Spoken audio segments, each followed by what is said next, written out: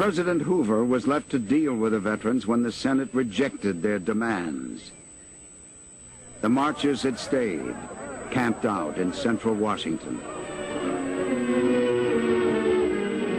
The president ordered the evacuation of the veterans. The climax of the bonus Army's 2-month siege is rapidly developing in the shadow of our nation's capital. Since early June, nearly 18,000 veterans of the Great War of 1917, many homeless and starving, have been camped with their families on the flats of the Anacostia River, demanding payment of their promised soldier's bonus. Today, 1 policeman and 1 bonus marcher were killed in skirmishes with local police, prompting President Hoover to order the U.S. Army, under the leadership of General Douglas MacArthur, to remove the veterans. 1,500 federal troops, a combined force of infantry, cavalry, and the newly formed Armor Division have responded to the President's call to put an end to the veterans' rebellion.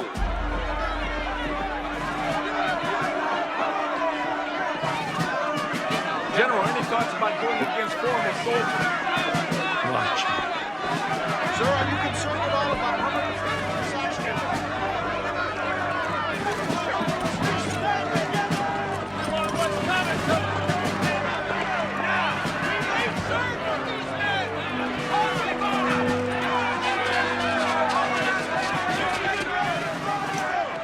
Regimental Sergeant, break out the colors. Major Hardesty, sir. I think they know what army it is. He was ordered without insubordination, Sergeant Libby. Break out the colors! On command! In line right and halt!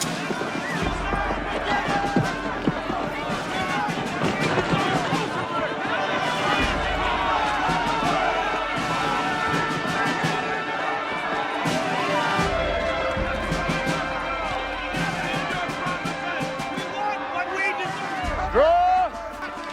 Sabers!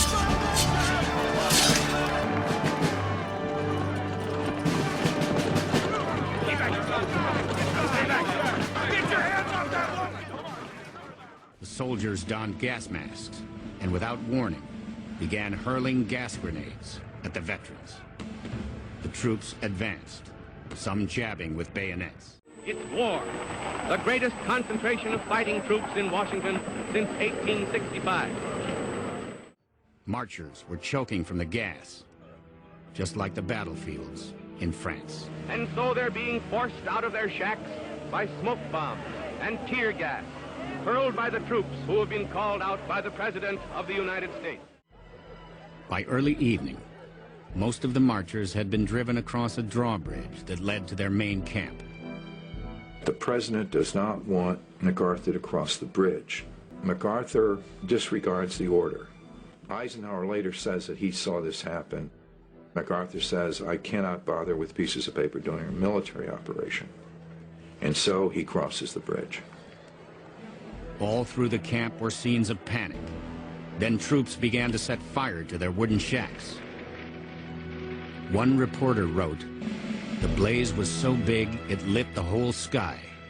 A nightmare come to life." And the roaring flames sound the death knell to the fantastic bonus army that ends so disastrously in the shadow of the capital of the United States of America.